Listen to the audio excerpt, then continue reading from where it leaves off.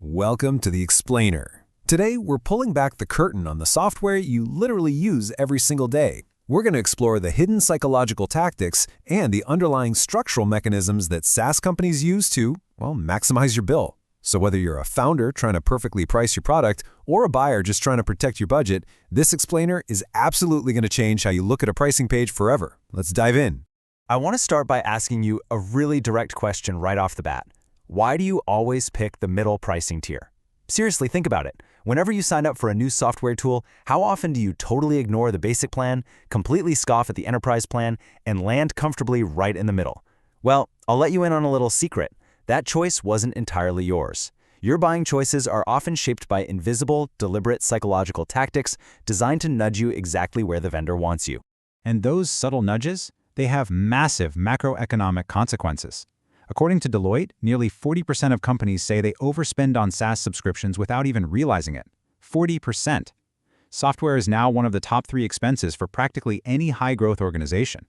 We are talking about millions upon millions of dollars in SaaS wastage across the board. So how exactly are they getting us to overspend? Section 1. The Psychology of Pricing. How vendors shape your perception of value. You see, SaaS pricing isn't just about math. It's essentially a psychological game of chess.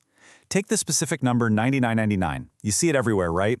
This is a classic tactic called charm pricing, and it relies on something known as the left digit effect. Even though $99.99 is basically exactly $100, our brains rapidly process that left digit first, the 9, and suddenly the whole thing feels significantly cheaper than a rounded 3-digit number. It's a super subtle cue, but it consistently drives up conversions by making the pricing feel much more customer-friendly. And that brings us to our next psychological lever, price anchoring. Notice what happens when a massive $500 a month enterprise tier is positioned right next to a $200 a month pro tier. Buyers evaluate prices relatively, not absolutely. So by intentionally presenting that highly expensive $500 option first, that $200 tier suddenly feels like a massive bargain. It creates a powerful mental anchor in your head. Same exact price, totally different perception of value. Section 2. Mastering the decoy effect, the illusion of choice. Okay, pay attention to this one, because this is perhaps the most powerful psychological tool in the entire SaaS playbook. Imagine you have a basic plan at $49 and a pro plan at $199. That is a really big jump. A lot of people are just going to stick to the $49 plan to save some cash. But introduce a third option. Let's call it Pro Plus for $249. Here's the trick. That $249 tier isn't really there to be purchased. It's a decoy. Suddenly, that $199 Pro tier doesn't look so terrifyingly expensive anymore. In fact, when you compare it to the $249 tier, it looks like the most logical, high-value choice available. The decoy magically nudges buyers to logically justify purchasing the target tier. It's brilliant. So, to lock that in, decoy pricing is simply introducing a third, less attractive option that exists purely to make another plan look more appealing. It smoothly guides customers to higher value plans without them ever feeling forced. Ultimately, it makes you feel like you won a negotiation with yourself. Section 3. Shrinkflation and hidden costs, paying the exact same for less. All right, we've talked about how they get you to buy in the first place, but what happens when you're already a loyal customer? Have you ever noticed your SaaS bills slowly creeping up, or maybe features quietly disappearing, even though your base price never officially increased?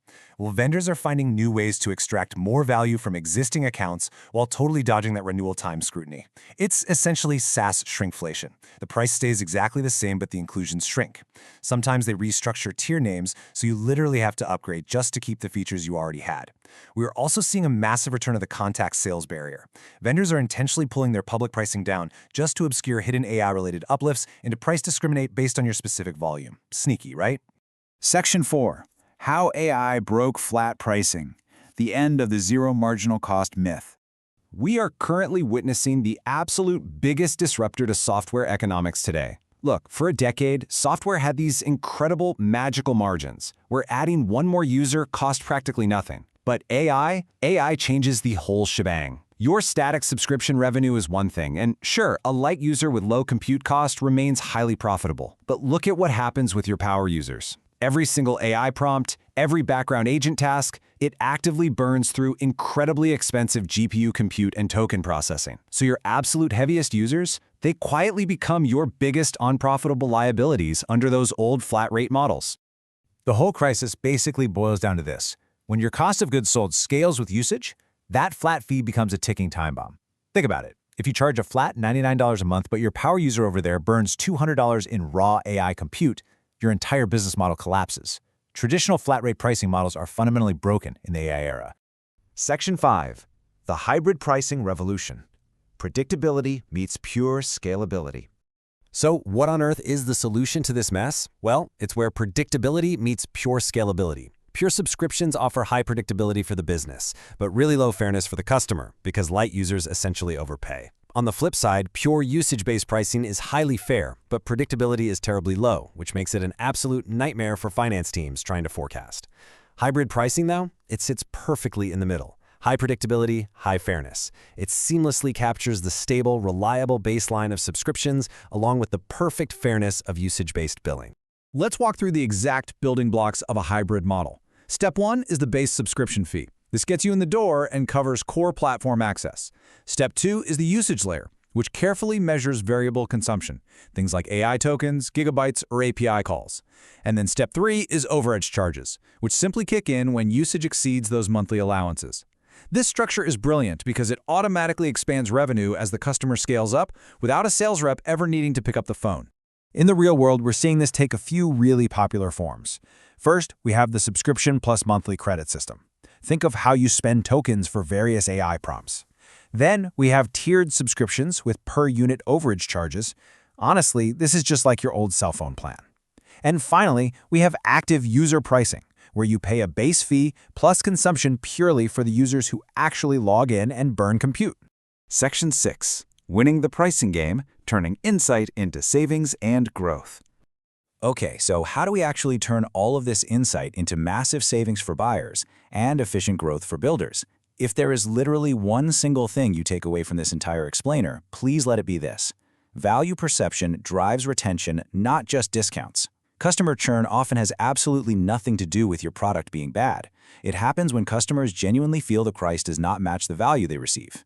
Fixing high software churn is almost never about just slapping a 20% discount on it.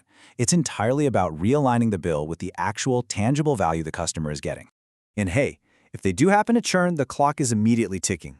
When customers cancel on day 0, an absolutely incredible 45% of those who eventually return will reactivate within just 30 days. By day 90, that number hits 66%. Recovering churned customers is a highly time-sensitive operational race. And get this, the vast majority of these users actually return right at their previous spend tiers, which just proves again that value alignment, not cheapness, is what truly matters in the end. As we start to wrap this up, I want to leave you with a really powerful realization from Bessemer Venture Partners. They noted, when everyone has access to the same foundation models, your pricing strategy can be a source of competitive advantage. That's huge. Moving forward, pricing isn't just some boring finance decision made on a spreadsheet. It is a core product feature. It is a vital defensive moat for your business. Which leaves us with one final, pretty provocative question for you to chew on. Is your current pricing model a ticking time bomb?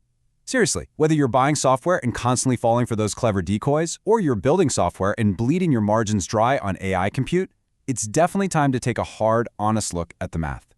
Thanks so much for joining me on this explainer. Until next time, keep analyzing, keep questioning, and keep learning.